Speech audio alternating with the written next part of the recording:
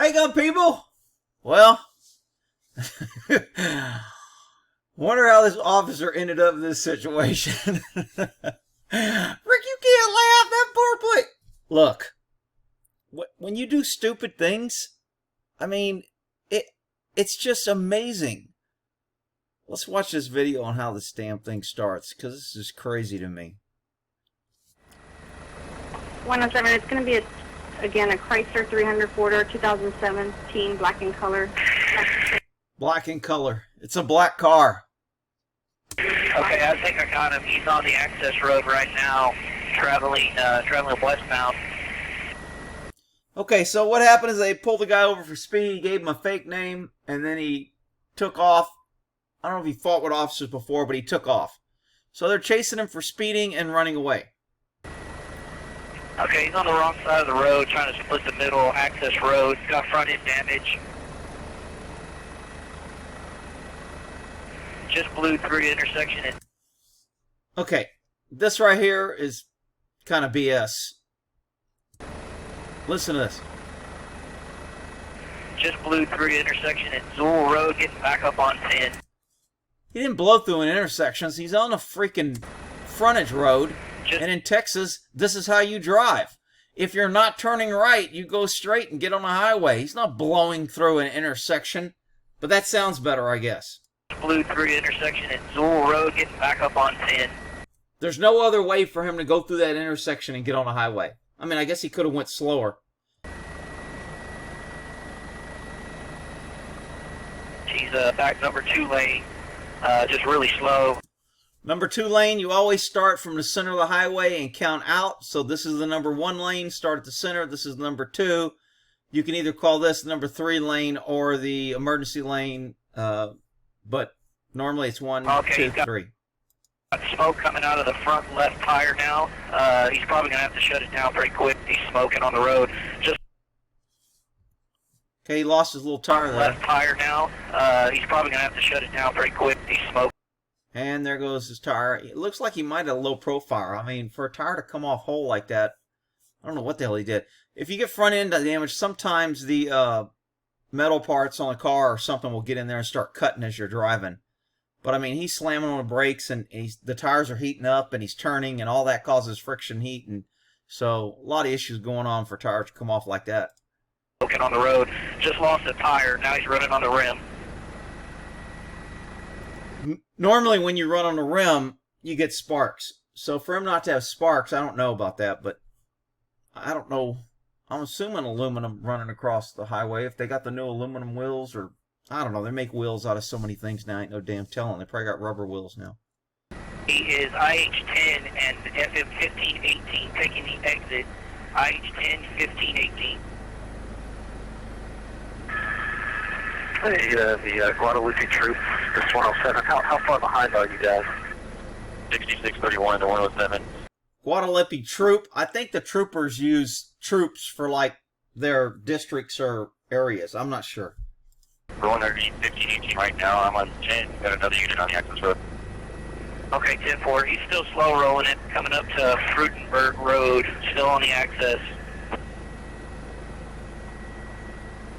Heads up, guys. He looks like he's getting out. He's under the floorboard, guys. Under the floorboard. Be careful. Be careful. Okay, so the air unit can tell he's reaching under the front seat. When he says he's under the floorboard, he's reaching under, which is where usually either guns are kept or when you're driving crazy, guns fall. So it's not uncommon when you're chasing somebody before they get out of the car for them to reach. They're either reaching for dope that fell and got tossed around or a gun that fell and got tossed around. So that's pretty common. But when an air unit tells you that, you would think the highly trained ticket writers, highly trained Texas troopers would know that if he's reaching, he might be armed. Maybe I shouldn't run out in the middle and play Superman with a cape with my freaking big rim Smokey the Bear hat thinking I'm invincible and set myself up to get shot. Maybe, but maybe not. Under the floorboard, guys. Watch it. Taking up a defensive position, guys. Looks like he is on the rim. So he does stop. And I still don't see sparks. I see a cut in a driveway here. So, this trooper, one, pulls in front. This is Superman syndrome. Why don't you want to be in front? Because other units are going to be coming from behind him. And when you get behind him, you set up a crossfire. But they don't teach that in the Texas Highway Patrol, you know, the super highway patrol out there writing tickets for a living, ruining people's truckers' lives. No. All we do is we write tickets. But man, if we get to chase somebody, we get to play cops, and we'll just do stupid shit and get shot. You pull in front of a freaking car when you got backup coming behind. Look, basic tactics for cops is you stay where the cops are. You approach from one area. You don't circle the wagons. This is old, ignorant, lack of tactics, lack of training, lack of listening to training. People are trained not to do this, but yet we see it all the time with usually Highway Patrol. The CHP, California Highway Patrol. Man, they have their own TV show. They must be good. Well, maybe they can make a TV show about Texas Highway Patrol getting shot. Okay, so how did Billy Bob, he didn't have his hat on. I'm sure there's some captain somewhere behind a desk going, why doesn't he have a hat on? According to Regulation 123, he's supposed to have his hat on anytime he contacts a citizen. So how did Billy Bob get from a point of safety, actually a point of unsafety, because he pulled in front of the freaking car, and instead of using his car for cover, he runs out to the open and points a gun at a dude that's ran and that's already been told by the air unit that he's reaching, and now he runs out in the open playing hero. I mean, it's just, and then he wonders why he gets shot. Are you kidding me? You were safe here. You had cover. You had protection. You could have waited for other units, other than the fact you pulled in front of all the other units, so now you got units over here, and you created a crossfire.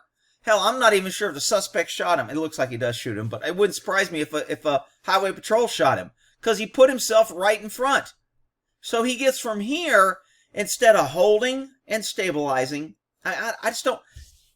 I guess when I was young, I used to want to run up and things and stuff, but after you do it for a while, it's like, dude, he ain't going nowhere. He's either going to run again or he's going to give out. He's either going to come out with a gun and we shoot him, or he's going to come out with his hands up and I'm going to talk him back to him and he's going to follow my commands. But why do you want to run from your vehicle and stand out in the middle and make yourself a perfect, stable target for a dude reaching under a car? It's just freaking stupid. He's right out in front. I mean, I just can't believe it. Maybe I'll widen my stance so in case he shoots at me, I'll give him a bigger target for him to freaking hit me. And I'll stand out here like Joe Hero while my other cops are back here. And I've created a crossfire. But Rick, this guy's got, 47 years on a department and he's a great government trained. Whatever. Been writing tickets his whole damn life and shit. And he gets to play cop every once in a while and wonders why he gets shot. Gee, who could have predicted that shit? Ray Charles saw that shit coming. Guys reaching under the floorboard screaming, you're out there standing like a freaking silhouetted target at a firing range. Who could have predicted? Now, I gotta admit, this is a pretty good shot. Because this dude's amped up, he's running, he's worried, he's being chased. He's able to get a shot off and hit this guy in the arm. Pretty freaking good. I don't know if he got shot before. I don't know if he saw the gun and flinched away, or if he flinched away after he got shot. Gun comes up. I can't tell. Oh, I think it is shot right there. No, I can't tell when he shot. But due by the judging of the ducking, I'm assuming he shot. And he gets hit in the arm. Oh, shit. Wrong damn button. Shots fired, troop down. Okay, so who shot this guy? Any guesses where the other cops were that shot this guy? I'm going to take a swinging wild-ass guess and saying the cop that shot this guy is over here. Rick, how can you say that? You don't even know, you're just picking on him because you don't like cops. Because there ain't no other freaking cop cars here, and there's only one dummy in front. That's why I'm saying he got shot from the rear. Because this guy didn't shoot him. He was freaking doing the duck and roll from his freaking fire drill class. Shots fired, troop down. Roll. Did y'all see all those rolls? How many rolls this dude do? And he did a lot of rolls. Let's get Mr. Roland. Man, he was like, shit, I remember my donut training. When you hit the road, you got to roll. Fired. Troop down. Roll. 1, 2. I'm thinking he might be rolling because he's in pain, but he just keeps rolling, and it doesn't look like it's a big hill. Okay. Troops down. Got a handgun. Troops down. Oh, shocker. Here comes a trooper from the opposite direction from the hero trooper that got out in front and played Superman. Shocker. No, there was no crossfire here. This unit's running from here, and this guy is over here. Ah, perfect. Man, these guys are trained good, man. Rick, they just need more training. If we gave them more money and more officers, they would have more training, and then this wouldn't happen. Yeah, well, that's because you're an idiot. It's gonna be a small caliber weapon. Small caliber weapon. I'll give the dude credit. He got shot. He got back up. I don't know how bad his injury was. He lost a lot of blood. I don't know what the round that the bad guy was shooting, but he got hit in the arm. He lost a lot of blood. He immediately stood up. He didn't panic. He didn't roll on the ground and just continue to say, help me, help me, help me. He got up. He got a tourniquet, and he got into life-saving. So good job there. I'll give him props for there. This guy came over and helped him. Either 9 mil, something like that, to EMS, and he shot in the right arm. Now, he's sitting here with his arm down. I mean, probably be better if he was laying down. But I don't know. Maybe he doesn't want to go in shock. He's breathing hard. He's probably in a little shock. He's like, damn, how did that guy shoot me? I'm a highway patrol. I got my freaking Texas State on my car. I got State Trooper on my car. I can't believe I'm shot. Who would shoot at me? I jump out of my car and play Superman with a freaking gun. Dude, bad move. 107, you got an ETA on EMS? 107, standby, we'll get an ETA. ETA on EMS. So we have 1, 2, 3, 4 units helping the cop. How many units are helping the other guy? Oh, the video cuts before we can see that. 107, standby, we'll get an ETA. 7 to the troops. I think we're going to try to land and medevac him ourselves. Copy that? That's a good move. Why wait for an ambulance to get through traffic, and they're coming, and they may get in a wreck, and anytime you can transport and cut down time to get to the emergency room, freaking load a dude up and get him rolling. Stop waiting on government to come save you. 107, will you be taking them to... I wonder when was the last time the highway patrol picked up a citizen and put them in their car and brought them. Rick, you're just picking on the cops because I'm just telling you reality. Government's not going to spend a helicopter and take a risk of putting you in there if you're a bad guy, or if you're an innocent victim, or if you're in a car accident, got hit by some drunk driver that they were chasing, or if the cop shot you. You're not getting a free helicopter ride. You're going to wait for the ambulance. That's just the way it is. MC so that we can notify them. University. Confirming you said university. University, San Antonio. And if you could find out what frequency their helipad uses. They use the helipad with the big H on it.